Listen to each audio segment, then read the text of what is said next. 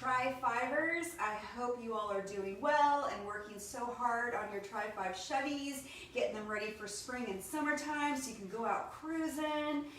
We are here every other Friday to help you out with your tech questions. And today I have a special guest. It's Wil Steepleton. And he's going to be answering your tech questions today. So Wil, tell us a little bit about yourself and how you got into Tri-Fives. So hi, my name is Wil Steepleton. I'm the general manager here. Sorry, no Frank. So please be kind with your questions. Nobody can compare to Frank. Frank is unstoppable. So I got started when I was 15. So I've had my Tri-Five. I have a 56 two-door Bel Air sedan. And I got mine when I was 15. So I've been in Tri-Fives for about 31 years. Was that your first car? Yeah, it was my very first car was a Tri-Five. I actually came to Danchuk when I was 15. I worked all summer to save up to buy a set of leaf springs. So I came here after you guys, after Danchuk was here about 1 year. This building is the very first time I came here. So I have a long history with Danchuk and with Tri-Fives. So it's kind of ironic that now I'm the general manager. And I've been here at Danchuk for about 1.5 years now. Been the general manager for about a year. So yeah, so I did. But one thing, what's ironic is one thing I always tell people is that I've had Tri-Five for 30 years. Mm-hmm. So you think I know a lot right by default, and it's funny even on my model, 56 two-door Bel Air sedan, they're not all the same. Mm-hmm. It's so crazy how different they can be, and that's one thing that Frank has the advantage of is I can tell you the part. I can tell you the right part for your car, but that's where Frank has a major advantage because not only is he an amazing parts guy, he's installed it all. So unless I've had experience installing it or something, so it's pretty crazy how different these cars can be. Yeah. So it's pretty fun. Well, we're glad to have you here today. Thank you very much. So before we answer your tech questions, go ahead and type them on in. Wil is going to explain to us a little bit about these spindles and. Coil springs, drop spindles, tubular A-arms, and some of the alignment issues you might be facing and fixing with the different things. So I know earlier there was a question that one of the customers had. He was concerned that he'd gotten the tubular A-arms, and he was concerned that he has had too many shims. And one of the unique things about the tubular A-arms is there are two different versions. So one of the most common things on a Tri-Five in particular is because they are an older car, and it's called frame sag. It's basically where the engine sits, is it actually just starts to sag over time. Mm-hmm. And so the problem is, you imagine it pulls the whole frame in, so if those are on the side, it pulls it in, makes it harder to line. So that's why they solved the problem. It was pretty much in the early 90s, late 80s. They came up with a thing to fix the caster. So this customer is saying that I have to add too many shims that he can't get it to a line. Mm-hmm. So odds are he probably got the ones that don't have where they add the extra caster. So for that customer, I can say that that's probably what your problem is. So unfortunately, the only way to fix that was you have to get the ones to add the caster with the tubular, depending what brand you bought. Whereas if you have like the factory A-arms, you can change up just the crossbar and add the caster back in. Mm-hmm. I just wanted to address that real quick. Okay. I think that was for Walter. So if there's anything else you need to know, just go ahead and let us know and we can help you out, okay? And feel free to call 800 number and we can gladly walk you through it. So we'll first start with the springs. Springs they're kind of a simple thing, and a lot of people, they always feel the need to change them. They're kind of hilarious because one of the earliest things of the way people drop their car was one of the very first things people would do is they would heat them up to drop it and to just basically lower their car. The next thing people would do is they would cut off a coil. Then it would just lower it down, so instead of being up here, it would be down here. The major problem with that is you lose travel. So you actually lose the amount of rate of the spring of your car. So you don't want to cut it down? No. I was going to say, how would you even cut it down? These are so thick and heavy. Usually you have to use either a special hacksaw or you can use like a chop saw or different things. Mm-hmm. But you can just imagine you're going to have, instead of having this much travel, you have this much travel now, so you bottom out. So what do you do then instead? So that's why they switched to this. They came up with these, which are drop spindles. And we actually, it was funny, we actually get a lot of people who buy a car secondhand and they don't know, do I have drop spindles or not? The way you tell is, this is the actual spindle where it sits, is where is this sitting? And so if this was on the car, if this is lower towards the bottom of the ball joint, you have a factory one. If it's up higher, you have a drop spindle. So instead of this being down here, it's up here. So this is how they fixed it. Because once you put this on the car, all your travel, all your suspension can still travel. Yeah, makes sense. It just lowers it down. So these are a way better solution. The problem we often run into is that most people don't know which brand they have. And that'll only become a problem when they try to switch out their brakes. So what we always recommend to people is, if you are confused, just take a picture. Take a picture, give us a call, hook up with the CSR, and send it in, and we'll help you identify what brand you have and as far as replacement parts. The trick is, you can only go 2 inches. So that's when, if you want to go lower, they do sell lower springs, but just know you're gonna lose. It's gonna be a much harsher ride. That's the thing, that a lot of people will only want to buy lower springs. Just know you have a much harsher ride, especially going over any bumps or anything like that. Okay. One of the So what can they do? Is just to make it smoother then? That's just how it's going to be? Yeah, pretty much. I mean, a lot of people think that changing just the shock, unfortunately it's all a package deal. Everything coincides with each other. The neat thing that people do is airbags, but that gets really expensive. And you have to do it right. One thing we see a lot of times is where people think they can just change one thing. Unfortunately, it'll never be what they think. That's what we always recommend to people. Just call us and we can run you through it. Or I always recommend people Google it. Yeah. See what other people's opinions are. That's one good thing, is see what other people like. And especially when you're talking dropping a car, I always recommend that people is find a picture of a stance. That's what they call like the lowering. What's the stance? See one you like, because odds are you won't like it if you're just guessing. So that's always a good thing to start off with. And like once you start cutting a coil spring, it gets really hard to figure out what shock you need. That's why it's much better to switch over to a drop spindle. And then when you do get into different tubular A-arms, these are really popular. There's different brands, the different ones people make. These in particular are like the CPP models that they came out with, which are really nice. They're a sealed unit. So normally you have these where you can change out the bushings, and they're a real pain to change out. These are nice because they're just sealed for life. And they include that caster. And so for anybody who doesn't know, caster is the way the wheel sits, either forward or back. Camber is when the wheel sits like this. Camber. Yeah, yeah. So how do you know? Then you just have to look at the wheel. Yeah, usually what they do is they take to an alignment shop. It's really hard on a Trifive. Like I said, with the frame sag, what we run into a lot of the times is people who want to try to straighten their frame. It'll never work out. As much as anybody will tell you they can straighten your frame, unless you take it to a really professional person, it's usually thousands of dollars. Or you buy an aftermarket frame. So that's why they came up with these, where they can fix the camber and casters back into something. So what they did is on these, the upper tubular A-arms are really important because they add the caster back in, but then they also add the certain amount of rigidness back in. So there's a certain amount of flex you get.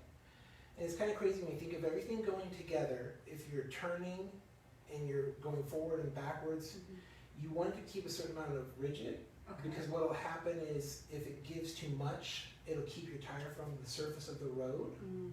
So that's why whenever you see these, they always say how rigid they are. They're certain kind of steel. So CPP makes a really nice one that's pretty cost effective. And the nice thing about theirs is they have an interlocking system in here that keeps it centered all the time. Just imagine that when it moves, it always keeps it centered inside there. It's a really ingenious system. Yeah. Because this part, you said moves when the wheel... Yes, so everything moves back and forth. Whereas these are a bushing that is locked in. It will move a little bit, but this you do want a certain amount of free travel. So that's why theirs is so nice. The other benefit too is that you get a certain amount of clearance on when you do these. Whereas unfortunately on the lower, there is no major benefit. A lot of people think that you pick up wheel clearance. Like for instance, when you lowered a car, if your wheel was here and it was turning, you really don't pick up any of that wheel clearance. You have to do a lot of work. These more or less are just for looks. Oh, okay. Just so it looks good, it matches. Because you can imagine. What's the difference again? I'm sorry. Oh, sure. Between that's the smaller one and the Oh, bigger sure. one? So this is the upper and that's the lower. Oh, okay. So you can imagine if you had the nice, this is an upper, but if they had different ones, they would look kind of silly. So that's why people get the matching, the tubulars. Okay. So there's all different ones, and then once you start getting into different things like hydraulics or what have you, there's different ways you can always go. But this is what usually our most common setup we have is with the drop spindles. And I know a couple weeks ago Frank went over leaf springs, so that's why we always recommend the 2-inch drop in the front, 3-inch drop in the rear, and that keeps it level. The other thing that's nice about theirs too is they use a ball joint that is actually a factory ball joint size. So you can easily get this at any auto parts store. Oh, okay. One of the biggest drawbacks you'll ever see is when you buy an aftermarket part, you'll never be able to find a replacement part for it. That's a really smart marketing technique, but it's horrible for the consumer. Whereas they're pretty smart. They make theirs so they're interchangeable and they bolt up with everything. Same thing on the drop spindles. You'll see different brands. For the most part, they're relatively the same. The most important part is will your bracket mount up for your disc brakes. For the most part, they all will. They're somewhat universal. Okay. There's not a huge What happens difference. if they don't then? That's when it gets expensive because then you might have to change over everything or you have to return it. Unfortunately, like for the customer who got the one where he, unfortunately, if he already installed these, already got this and can't get it to a line, since these are a sealed unit, he'd have to return them, get one to do with the caster batted back in. It gets really expensive. I know on my car, luckily in the early 90s, they came out with these, which is where you just change this one bar. So instead of having to buy this whole thing, you can buy just this one bar, which we still sell to this day, where you can add in the 2 degrees of caster. It's a much more economical fix. That's what's nicer, whereas if like the customer who bought these are usually sealed units. It's all replaced as one. So there's a major, it's a give and take, right? Yeah. These look cool. They do a lot of nice things, but these are a little bit nicer. And the nice thing is you can change out these bushings, you can add more caster back in. They both have the interchangeable ball joints. One problem you can also have is they have a rubber shield right here. A lot of times guys will get the things lined up as far as keeping the mud off. Other than that, they're pretty great to have. It's just how much you want to spend. In the end, it's like anything with a car. Each person's different. One thing we've been finding lately too is we've been getting asked, people who are getting cars, they're buying cars that are too low. Okay. And so they want to raise their car, which is a really unique question. There is no way to raise your front end really.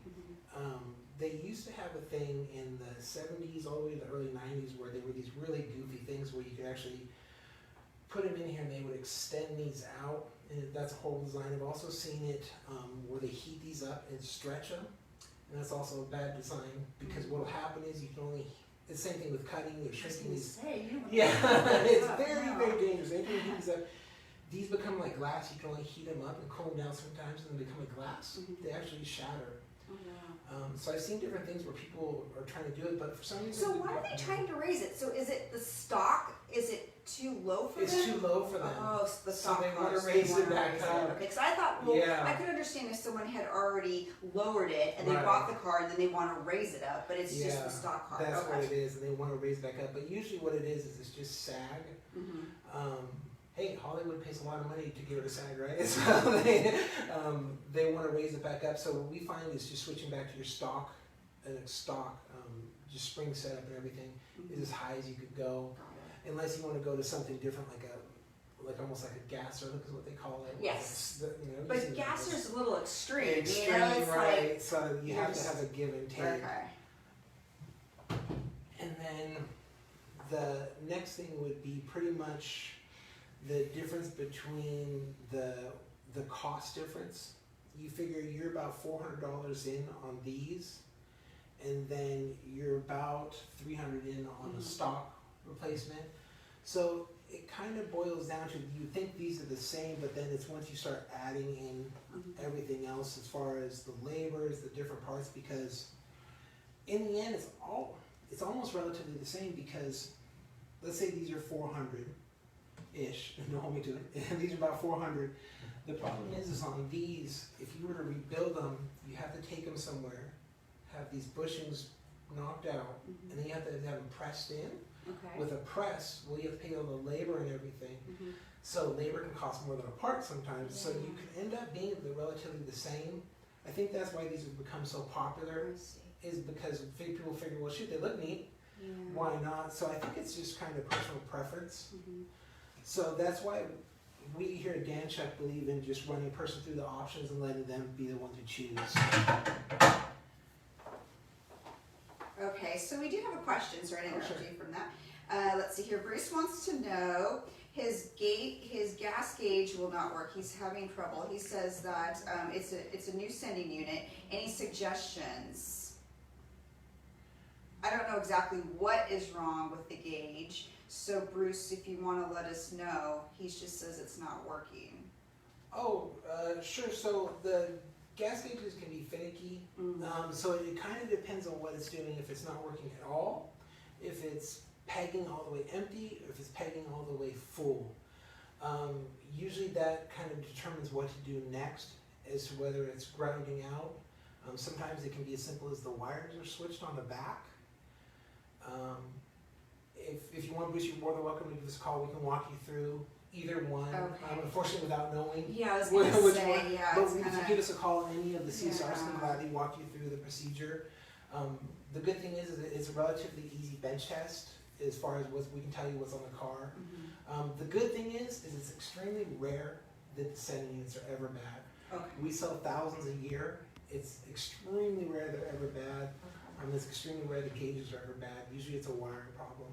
Okay, so yeah, Bruce, just give us a call here or let me know. We can help you out, okay? And so let's see here. We've got Omar that's watching us from Turkey. Brad from Sydney, Australia. Cool. Donald from Vermont and Anthony from Massachusetts. So thanks, guys, for joining in with us. Oh my gosh, I can talk about Australian hot rodders all day long.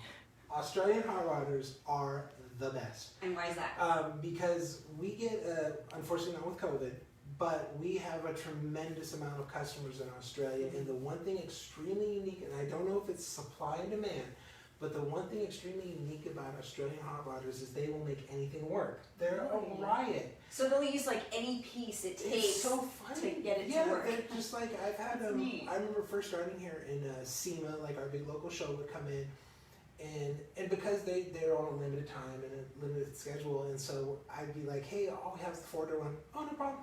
We'll make it work. It cracked me up. It just says the true sense of a hot rodder, you know, of how they started after World War II, of just grabbing anything and making it work. Yeah. I just love their attitude. So we have a huge following in Australia, so that's great to see. Guys. And Turkey and everywhere else in Vermont, so much appreciated.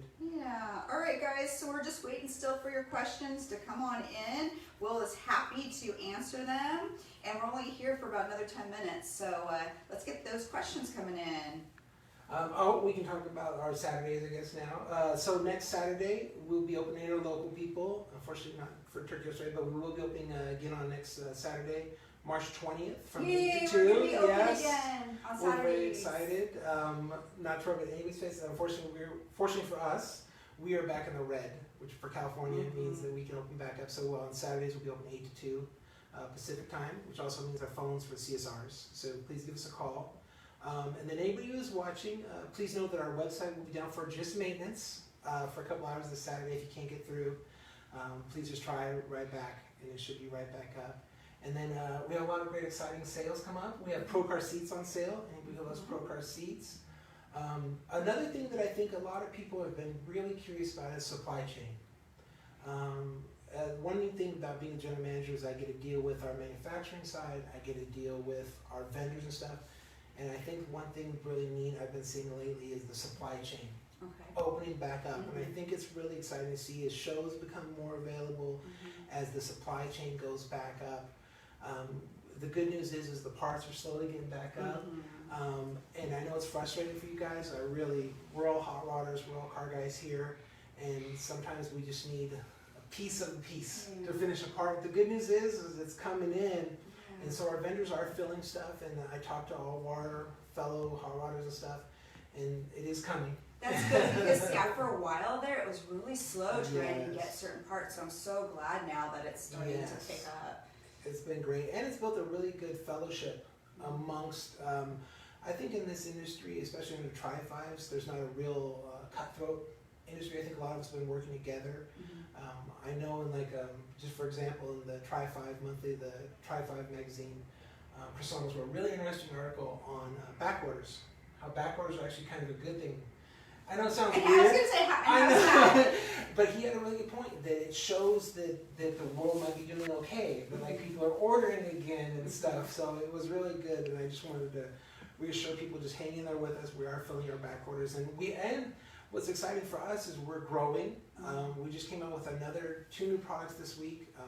For us, it's a 015, a 015A, which is the lower windshield molding clips, and the side clips. Those are brand new. So we've been busy during COVID. It gave us a moment, so we're still growing. We're making new products. So maybe next week, you guys, we can bring a sample of those and show you, so you can take a look at those. And we love our customers. Please never hesitate to give us ideas for new. That's the one thing that sets Danchuk apart. We have some of the best tool makers, some of the best builders. Is we're not limited. We don't have to wait for an overseas. We don't have to wait for people. We can literally make it today. You don't want today, but we can get started. And we can make it a lot quicker, and it's really neat. So if you guys do have things that you've wanted in the past or something, please don't hesitate to reach out to us and let us know what you would like to really see made or something, and we'll do our best to get it made for you. Okay, Mike has a question. He has a 56-210 with manual steering, and he says here, I see you have a newer version of the manual steering wheel that makes a good difference in the steering. Would that would that make a good difference in the steering, or would I have to go to power steering? If that is the case, would you recommend standard PSs or rack and pinion? I know a lot more problems with headers. I know a lot more problems with header clearance than regular PSs. That's Did you get that? Yeah. No problem. So what he's saying is manual steering. One thing is, oddly enough, we have a lot of people who want to get rid of their power steering and go back to manual. So I do recommend personally the 500 box made by CPP is what he's saying is switching over to manual from manual to power steering. The rack and pinion is really personal preference. As far as headers, headers are a tremendous pain, and they are extremely hard to fit. And what we always ask customers is to wrap them very delicately and install them. Whenever people install them from underneath if at all possible. We are looking into the future of this coming year of finding headers that do fit better with our power steering options. So that's what he's saying is yes, I recommend personally a 500 box over rack and pinion, because the rack and pinion, you have to add linkage, you have to add a lot more to it. There's a lot of hidden expense there, but it is personal preference, and we support it, and we'll get you all set up. But yes, the headers would make it a lot more difficult. Okay, Mike, so I hope that answered your question. And if it didn't, just let us know here, okay? Gladly. So we got all these cool people watching us. I'm so excited, you guys. Remember, we're just here to help you guys out, and we just want to get your cars up and running so that you can get out there and cruise. We have one more question here by Tony. Tony says, have they invented a spring compressor that works on a 57 yet? I need to change the front oil safely. A spring compressor for The oil? This is, have they invented a spring compressor that works on a 57? He wants to know. Because he needs to change the front. Oh, coils. I'm sorry, I read that wrong. I need to change the front coils. Oh, sure. So I'm imagining he needs, there's two different kinds of spring compressors. A lot of people, especially on Trifive, for some reason, they get what's called like a McPherson spring compressor, which is actually a two-part spring compressor. So if you can imagine, they actually have a two-piece spring compressor, which come from the side, and they compress down like this. The one you want actually goes through the center and compresses it down. That's how you safely change a Trifive one, or really any coil spring, so that would work on any Trifive. 55 through 57 is the one you're going to want, where it's a one piece. I think we used to sell them, you can run them usually at any O'Reilly's. It actually has, it looks like it's going to be one long bolt through the middle, and then on the edges is going to be two claws, and you're going to push it through you're going to tuck the claws in, put it down through the middle, expand the claws out, they're going to grab from the inside, and then usually, ideally in a perfect world, you have an impact gun, an air tool, and you're going to hit it with your air tool from underneath, and it's going to suck this spring down from the inside after you take out the shock. The one that people do make the mistake is they grab the two-piece kind and grab it like this. The problem is that you can't do it evenly. So that's how you normally change this style on any Tri-5, and that's how you do it safely. Of course, that's after you jack it up, you basically want to make sure that you have something supporting the frame, and then you're going to put a jack underneath the A-arm, underneath the side, so that you're jacking it up, putting pressure on it, and then put your spring compressor up through the middle, and then it's going to grab, and then you're going to hit it with your gun, and it's going to suck this down, and then it's going to pull it down enough, then you're going to release your jack a little bit, and then you're going to be able to get this right out. And then you just leave this compressed, don't undo it, and then that's how you'll be able to change it. Okay, great, Tony. Thank you for your question. I hope that helps you out. He says the hole in the bottom of the A-frame is too small for the inner spring compressors. Oh, no problem. So give us a call. So there are different manufacturers. So there are specialty ones that I know exactly what he's talking about. So the problem is we've had this before. Sometimes when you go to rent them, they're going to give you ones that are more of a universal one. You have to find ones that are a much narrower one, and then instead of finding, what I found personally is instead of using an impact socket, you're going to want to use a regular socket with a narrow walls, and you can get it through there with using an extension. Me personally, I use a 3/4 drive just because it has a bigger impact with a narrow walled socket, and it makes it much easier. I don't think we currently sell them, but that's what you have to find. I know Summit had carried them for a while. Usually any of a regular tool supply. Amazon, I know currently sells them. The problem with Amazon is it's kind of usually like a bait and switch. But that's what he has to find. Okay. All right, thanks. All right, let's see here. Craig wants to know, how do you know how to choose the correct sway bar for the front? Do you need to know which model he has? Yeah, no, I'm glad you asked that, Craig. That's a really good point. So there is a slight advantage to switching to this. I did want to say real quick, thank you for reminding me, is when you do switch to a tubular A-arm, it does give you more clearance for certain sway bars, but usually on a front sway bar you're going to notice there's different thicknesses, and what they're saying is the thickness of the tube. There's usually anywhere from a 3/4 to usually all the way up to, really I've seen all the way up to a 2-inch for more extreme. Usually on a Tri-5, I wouldn't go anything lower than a 3/4 because it's just such a heavy car. It basically keeps your body from rolling to get this feel. Any of the ones we sell, so the Hotchkiss are great. On a Tri-5, you're going to need, like especially the ones they sell, you're going to need to drop it down enough so that it doesn't hit along the front. It's got to mount in a certain way because, for instance, on those, it's going to have the plates that's going to drop it down, and that way you'll have enough clearance. Especially with the way a Tri-5's linkage and everything is, the plates have to be a certain way. So we've had really good luck with the ones we sell. I personally would go with like the 1-inch, the 1 1/4, just because it is such a heavy car. It will really limit your sway, but I think that's the better one to go with. Once again, I always read reviews and see what people think, because if you go too extreme, if you do go like a 2-inch one, It's so rigid, you probably won't like it. Okay. All right, so I hope that helps. Okay, Ron. Ron wants to know, I can't get my glove box to open. Can I pull the bottom off and it says actuate it through the holes? Yes. What's actuate? Is that like a technical term? Yeah. Actuate would just be make it work. Oh, okay. Make it, Okay. So I was like, no. If you can't get it to open, I know this isn't the best answer, but the only good thing about a Trifive glove box is it's cardboard. Okay, that's what he says. I don't want to tear the cardboard box out to get it open. So the only other way you can do it is, since the way a Trifive is since it's basically got the little thing on the top where it's going to grab the piece of metal going up like that. The only way you could do it would be to grab, you figure, just picturing where it's at, and now mind you, I got big old fat sausage arms. You're going to have to go up to the side, but you're going to have to get a strong enough piece of metal that wouldn't bend.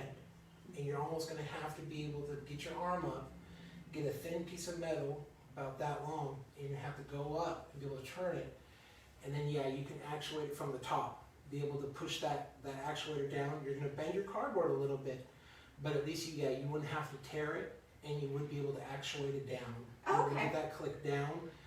That's the only way I could think of where you wouldn't have to tear it.